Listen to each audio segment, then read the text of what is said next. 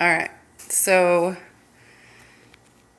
I'm still trying to figure out how this is going to work out, but I did want to just express things that are on my heart.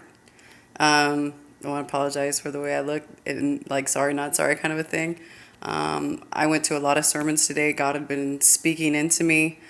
And so my makeup's kind of messed up and my hair is a difficult situation because I had done a 21-day no food fast a few months ago, and my hair, most of it fell out. So there's a lot of little hairs growing back in, and that's just something that is just real. But I think what I really want to get across is the relation with pain and healing, because that's something that I've struggled with my entire life because of abuse and abandonment and neglect and the disregard of my feelings or things that mattered to me. And when you go through pain, you have a tendency to just bury it. And so one of the things that got brought up today was just that you bury it and you hide it. And eventually it rises to the surface where it's needing to be addressed. And I just want to let you know that it's not okay for someone to not acknowledge that pain, even yourself, that it's not something to be ignored. It's something that was meaningless. If those are your feelings and that's how you felt, they deserve to be validated. So a lot of things that I did was, how did that make you feel, Leia? And I was like, well, it hurt, or it robbed me, or it stripped me, or cut into the deepest parts of me because it confused my identity or made me want to find my identity and other things that masked what was really happening. So I just want to let you know that it's okay to be hurting. It's okay to have struggles. It's okay to have pain because life is pain. And that's not, in a sense, not speaking against God. It's just that life with people that who are meant to fail you, they will in every aspect of your life. And your healing doesn't come from people as much as it comes from God. Because he's our healer, he's our redeemer, he's the one that sacrificed for us to have healing, for us to have a rejuvenation of things that were lost or robbed from us, or things that were stripped from us because we didn't have a choice, because we were in a situation where the circumstances had us met by a hand of the evil one or a hand of somebody that was abused that never healed properly. And then you have this vicious cycle of generational curses and generations of abuse.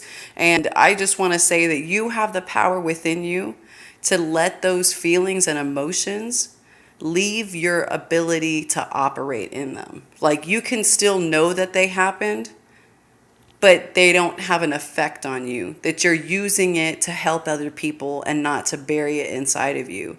And the only way that you're going to do that is by digging into yourself and saying, okay, it's okay that I was molested, in the sense that I can overcome that.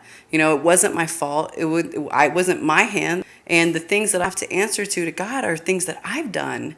And so the way I react to a situation still holds me accountable.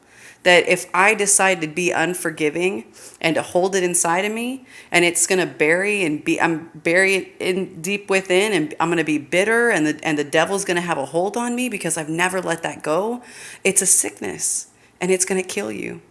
And I just want you to know that I've struggled with the value of my life, and I've struggled with the direction of my life. I've struggled with my identity. I've struggled with my self-perception. Which is crazy because people look and they only see the outside, and they didn't know that I had come from a cult background, that it was beyond abuse and molestation. I mean, it was all kinds of mental, emotional, soul scars that were just devastating. And I just want to let you know that healing is possible, and that it's okay that we're not perfect, and it's okay that it takes us a long time, because I'm 35 years old and I'm still learning about things inside of me that I haven't let heal. And I want God to have my whole heart, So I spend the time to dig inside myself to find the true person that God has my identity in, which is not in something that's been done to me. It's not in things that I came from. It's not things that I've done. And it's not where I've been. It's a whole separation of that. And the healing that God gives me is in my testimony, to be able to speak to people that have been raped, to speak to people that have, had drug addiction, to speak with people that struggle with their identity and struggle with their self-worth. And as I get this channel going, I hope to dig so much more into myself that I can give you specifics as to things that I've done. And hopefully it'll just help open up a door inside of your mind and inside of your heart to connect that healing process, because we all have to heal. And I know it takes time, but time heals all things and love conquers all. And just know the greatest one that ever loved you. And he loves you beaten and broken and battered and just torn. I mean, I've been through things that had me at the lowest points of my life. And I hope to share that with you, because I am that transparent. I am that open. I'm that naked. That nothing's a secret. I will spill it all. And I know God has done these things in my life and pulled me this far for you. For you. For you watching this, for you supporting what God's going to do in my life. And through that, it's going to be something that in your life, you're going to be able to bless other people. And then you're walking in purpose, because now you're realizing that it's not what we've been through. It's our ability to help other people and to reach out and say, hey, I love you. It's going to be okay. And not always know what's going on, because we don't always need to know to be able to feel compassionate or know that feelings matter. Or, hey, I know you're having a bad day. Can I give you a hug? Not really much of a hugger, but, trying to make the situation. And for the people that do know me, they know a smile can save lives. And that's what I hope to get into as well, because that's such an amazing thing that God did with me, where I wanted to die. And he showed me a value greater than I knew. Is God had done some ministry. He'd taken me and I did some ministry one-on-one with me and God, and things out on the streets with homeless. And I look forward to talking about that too. But one of the things he told me, he goes, Leah, how do you expect to change something if you're afraid to touch it? That even a craftsman, like a carpenter, a skilled carpenter, an artist, they have to put their hands to it first to bring the masterpiece out.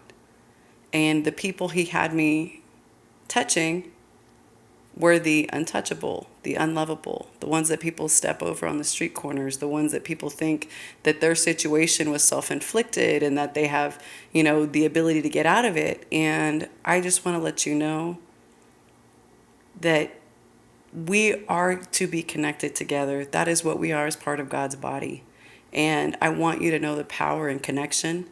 I want you to know the power in relationship, and that your life matters in that connection.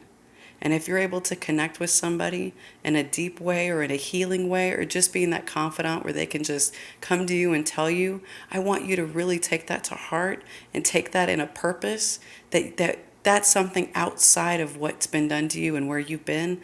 That's something that somebody has the need of, because we need each other. We need each other.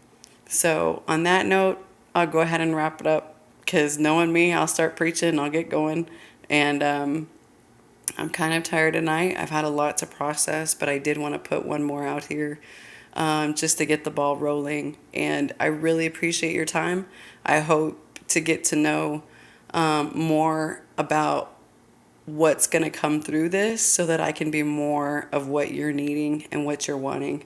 So I will see you later.